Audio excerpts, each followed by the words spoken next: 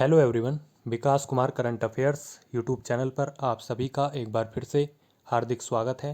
साथियों, आज हम 22 जनवरी 2023 का करंट अफेयर्स और साथ में इससे रिलेटेड स्टैटिक जीएस पर चर्चा करेंगे। आज हम जानेंगे कि शुक्रयान 1 मिशन भारत द्वारा किस ईयर में लॉन्च किया जाएगा, या फिर देखो अपना देश पहल किस मंत्रालय ने शुरू की है, या फिर मुख्यमंत्री ग्राम सड़क सुधार योजना किस राज्य द्वारा शुरू की गई है। इस टाइप की प्रतिदिन की महत्वपूर्ण समसामयिक घटनाएं व स्टैटिक जीएस में इससे जुड़े हुए सभी फैक्ट्स और एक शानदार टॉपिक दिवस यानी कि इन्वायरमेंट से संबंधित जितने भी दिवस हैं उनका हम आज क्विक रिवीजन करेंगे। तो आप इस वीडियो को लास्ट तक ज़रूर देखिए। यह करंट अफेयर्स का सेशन 15 से 20 मिनट का होता है और काफ़ी ज़्यादा महत्वपूर्ण सेशन है। इससे ही आपके सभी प्रश्न एग्जाम के कवर अप हो जाएंगे। तो आप वीडियो को लास्ट तक ज़रूर देखिए और चैनल पर नए हैं तो चैनल को सब्सक्राइब कर लीजिए और बेल आइकन ज़रूर दबाइए, जिससे कि सभी वीडियोज़ का नोटिफिकेशन आपको समय से मिल जाए। अभी शुरू करते हैं हम 22 जनवरी 2023 का करंट अफेयर्स और स्टैटिक जीएस। पहला पॉइंट है, देखो अपना देश पहल।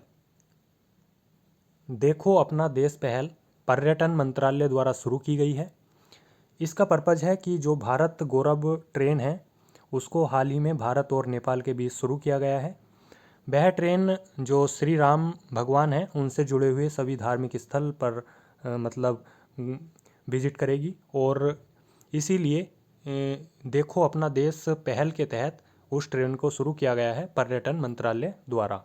तो यह ट्रेन बेसिकली अयोध्या से जाएगी आपकी जनकपुरी तक यानी कि नेपाल तक। अयोध्या से नेपाल तक जाएगी और अयोध्या से नेपाल के बीच जितने भी आपके श्री राम से जुड़े हुए स्थान हैं, जैसे कि आपका नंदीग्राम हो गया या फिर आपका सीतामढ़ी हो गया बिहार में, तो हर जगह ये जो है विजिट करेगी और वहाँ पे जिससे जो पर्यटक हैं वह लाभ ले सकें धार्मिक। तो इसीलिए देखो अपना देश पहल के तहत भारत गौरव ट्रेन शुरू की गई है पर्यटन मंत्रालय द्वारा।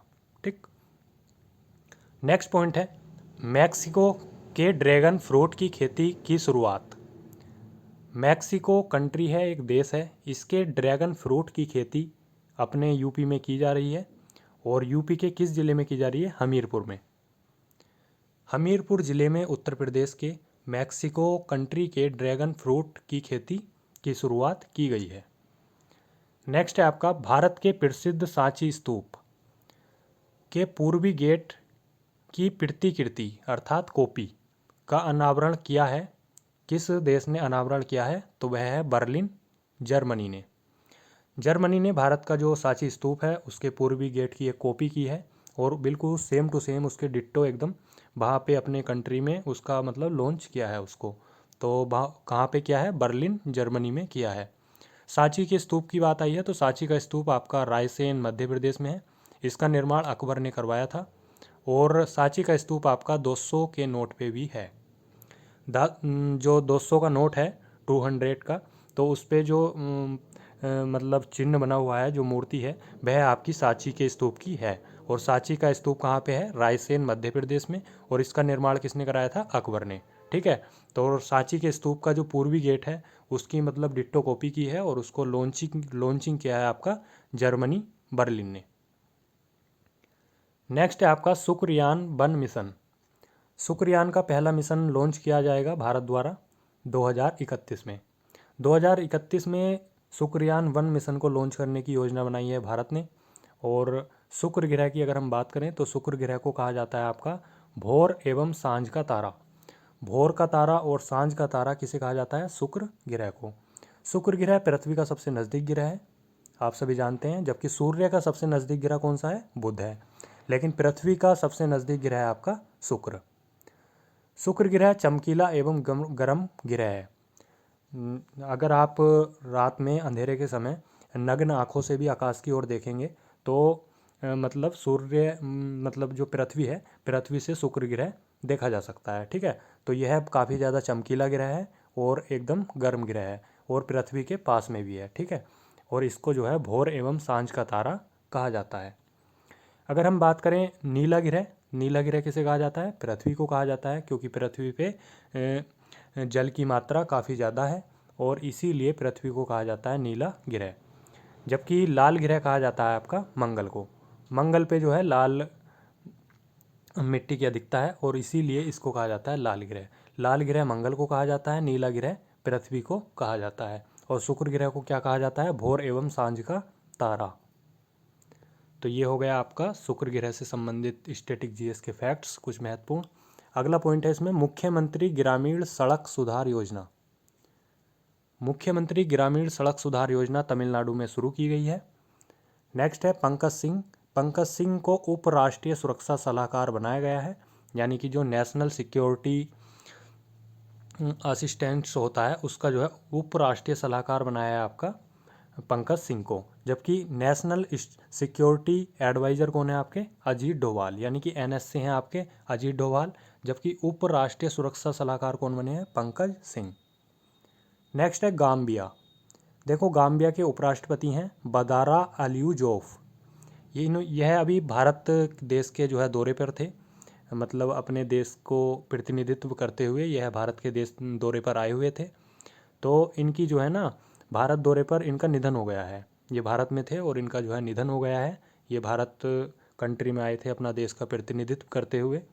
तो गाम्बिया के ये उपराष्ट्रपति हैं और इनका नाम है बदारा अलियूजेफ, ठीक है। और इनका निधन हो गया है भारत दौरे पर। गाम्बिया की राजधानी आपकी बंजुल। नेक्स्ट पॉइंट है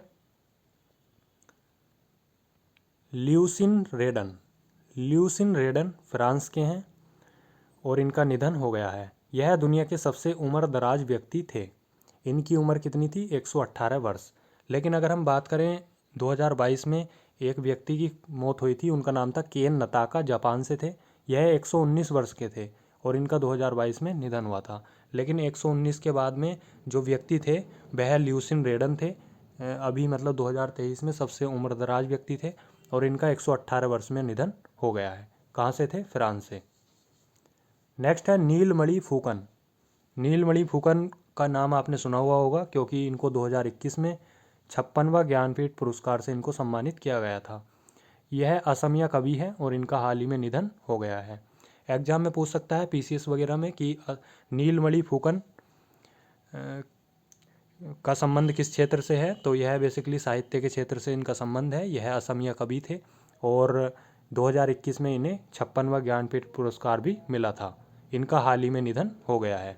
नेक्स्ट है पुस्तक का नाम दिया है come let's run. Come let's और रन। इस पुस्तक को जो है लिखा है आपका एम सुब्रमण्यम ने, ठीक है। यह तमिलनाडु सरकार में एक मंत्री हैं और इनकी पुस्तक का नाम है come let's run. Next point है आपका प्रथम वैश्विक पर्यटन निवेशक सम्मेलन 2023। प्रथम विश्व स्तर पर एक पर्यटन निवेशक सम्मेलन का आयोजन किया जा रहा है।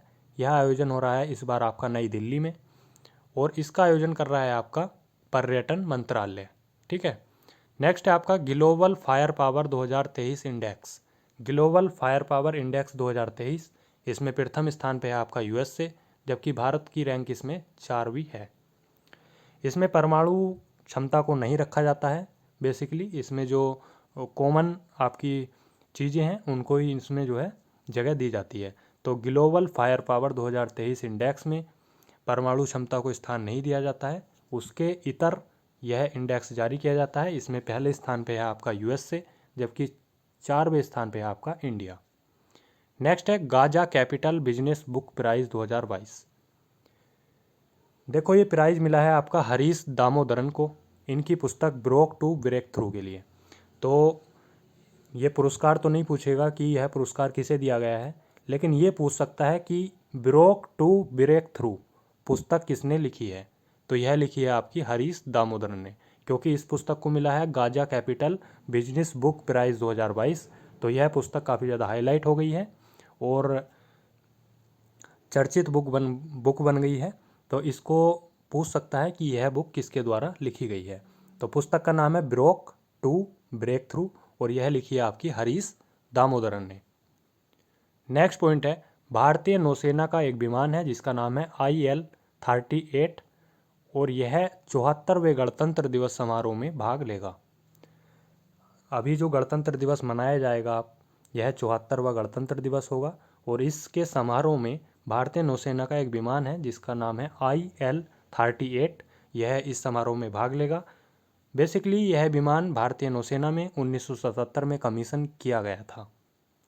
ठीक है, तो ये तो था आपका करंट अफेयर्स और कुछ स्टैटिक जीएस के मैंने फैक्ट्स बताए हैं आपको, जैसे कि शुक्र ग्रह के बारे में बताया है, भोर एवं सांझ का तारा कहा जाता है, पृथ्वी के सबसे नज़दीक ग्रह है, नीला ग्रह पृथ्वी है, लाल ग्रह मंगल है, सांची का स्तूप रायसेन मध्य प्रदेश में है, अकबर ने निर्माण करवाया था, 200 के नोट पे भी सांची के स्तूप की प्रतिमा है।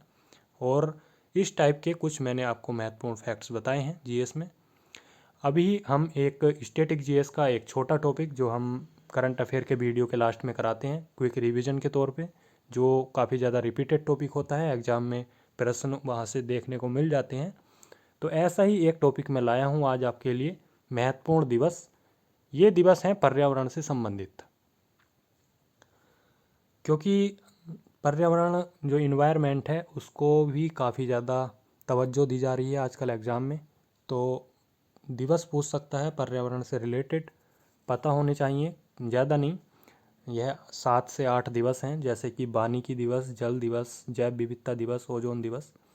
तो इस टाइप के जितने भी दिवस हैं आज हम इनको जान लेते हैं, कौन सा दिवस किस डेट को मनाया जाता है, क्योंकि पीसीएस से लेकर किसी भी वनडे लेवल एग्ज़ाम में इनका क्रम भी मिलवा लेता है। एक तरफ तिथि दे देता है, डेट, और एक तरफ दिवस दे देता है, और दोनों का मिलान करा लेता है या फिर कथन भी बना देता है। तो जानते हैं, पहला है इसमें विश्व आर्द्रभूमि दिवस। विश्व आर्द्रभूमि दिवस आपका मनाया जाता है 2 फरवरी को। उसके बाद में अगला दिवस आता है आपका मार्च के महीने में, और मार्च में पर्यावरण से जुड़ा दिवस है एक विश्व वानिकी दिवस। विश्व वानिकी दिवस मनाया जाता है 21 मार्च को। अगर हम 21 मार्च से एक दिन आगे और जाएं, यानी कि 22 मार्च को, तो पहले हम क्या है, वन लगाएंगे, यानी कि पहले हमने वनीकरण किया, वन लगाया, और वन लगाने के बाद हम उसे क्या देते हैं, जैसे पौधा होता है, पहले पौधा लगाते हैं, फिर हम उसको पानी देते हैं अगले दिन, यानी कि जल देते हैं। तो अगले दिन कौन सा दिवस मनाया जाएगा, जल दिवस मनाया जाएगा। तो विश्व जल दिवस मनाया जाएगा अगले दिन, यानी कि 22 मार्च को। तो 21 मार्च को हमने पौधा लगाया, यानी कि वनीकरण करने के लिए, और अगले दिन हमने उसको पानी दिया। तो विश्व वानिकी दिवस हो गया आपका 21 मार्च को, जबकि 22 मार्च को अगले दिन को हो गया आपका विश्व जल दिवस। नेक्स्ट है आपका अप्रैल, और अप्रैल में एक दिवस मनाया जाता है विश्व विरासत दिवस। 18 अप्रैल को मनाया जाता है। आपने सुना होगा कि यूनेस्को द्वारा प्रत्येक वर्ष समय समय पर विश्व विरासत स्थल घोषित किए जाते हैं। तो यह इन्वायरमेंट से संबंधित है। इसमें जो जितने भी स्मारक होते हैं, जितने भी आपके महत्वपूर्ण ऐतिहासिक स्थान होते हैं, उनको इस सूची में यूनेस्को द्वारा जगह दी जाती है, और इसीलिए विश्व विरासत दिवस मनाया जाता है आपका 18 अप्रैल को। अप्रैल में ही एक इन्वायरमेंट से संबंधित दिवस है आपका विश्व पृथ्वी दिवस। पृथ्वी दिवस मनाया जाता है आपका 22 अप्रैल को। 22 मार्च को कौन सा था, जल दिवस था, और 22 अप्रैल को कौन सा है आपका, पृथ्वी दिवस। ठीक है, अगर हम देखो मार्च अप्रैल मई, तो मार्च में 22 मार्च यानी कि विश्व जल दिवस, 22 अप्रैल विश्व पृथ्वी दिवस, और 22 मई में आएंगे तो मई में क्या हो गई आपकी, जैव विविधता हो गई, और जैव विविधता दिवस मनाया जाता है आपका 22 मई को। 22 मई जैव विविधता दिवस। विश्व पर्यावरण दिवस का तो आप सभी को पता ही होगा, काफ़ी ज़्यादा कॉमन है, सभी को पता होता है कि विश्व पर्यावरण दिवस मनाया जाता है आपका 5 जून को। ओजोन परत संरक्षण दिवस एसएससी में पूछा गया है, 2016 का एग्ज़ाम था शायद स्टेनो का, उसमें पूछा गया था ओजोन परत संरक्षण दिवस कब मनाया जाता है आपका, 16 सितंबर को। ठीक है, तो एक बार मैं इनको क्विक रिवीजन में एक लाइन में देख लेते हैं कौन सा दिवस कब है। विश्व आर्द्रभूमि दिवस 2 फरवरी, विश्व वानिकी दिवस 21 मार्च, विश्व जल दिवस 22 मार्च को, विश्व विरासत दिवस 18 अप्रैल को, विश्व पृथ्वी दिवस 22 अप्रैल को, जैव विविधता दिवस 22 मई को, विश्व पर्यावरण दिवस 5 जून को, और विश्व ओजोन परत संरक्षण दिवस आपका 16 सितंबर को मनाया जाता है। तो आज हमने करंट अफेयर्स में और स्टैटिक जीएस में काफ़ी कुछ जाना है। कुछ महत्वपूर्ण करंट अफेयर्स भी जानी है, जैसे कि नीलमणि फुकन कौन हैं और इनका निधन हो गया है। यह साहित्य क्षेत्र से हैं, असम से हैं। और एक पुस्तक भी जानी है हमने, कम लेट्स रन, किसके द्वारा लिखी गई है? एम सुब्रमण्यम के द्वारा लिखी गई है। गाम्बिया के उपराष्ट्रपति थे बदारा जोफ, जो भारत के दौरे पर आए हुए थे, इनका निधन हो गया है। और आपके देखो अपना देश पहल पर्यटन मंत्रालय की पहल है, शुक्रयान मिशन 2031 में लॉन्च किया जाएगा। तो इस टाइप के हमने काफ़ी ज़्यादा करंट अफेयर्स भी देखे और स्टैटिक जीएस भी देखा। आई होप आपको ये वीडियो अच्छा लगा होगा और काफ़ी ज़्यादा आपकी हेल्प इस वीडियो के माध्यम से हो रही होगी। आपके एग्ज़ाम में काफ़ी ज़्यादा हेल्प मिलेगी डेफिनेटली, अगर आप इस श्रृंखला को डेली देख रहे हैं तो। और इसको ऐसे ही डेली देखते रहिए, क्योंकि लास्ट टाइम पे आपका बर्डन नहीं पड़ेगा अगर डेली इसको कवर अप करते जाएंगे तो। इसके टॉप 100 क्विज मैं आपको महीने के लास्ट में करा दूंगा, या फिर एक इसकी मास्टर वीडियो जो इसके टॉप फैक्ट्स रहेंगे पर डे के, उनको कलेक्शन करके मैं लास्ट में एक इसकी मास्टर वीडियो बना के आप सभी को करा दूंगा। तो फिलहाल ये डेली देखते रहिए, और जो भी आपकी क्वेरी है, कमेंट है, आप कमेंट बॉक्स में ज़रूर करिए, जिससे कि मुझे भी पता चलता है। और जो भी आपकी पढ़ाई से रिलेटेड, एग्ज़ाम से रिलेटेड कुछ भी आपकी क्वेरी है या फिर कमेंट है, तो आप बेहिचक होकर कमेंट करिए। मैं सभी कमेंट रीड करता हूँ, सभी का रिप्लाई देने की कोशिश करूँगा।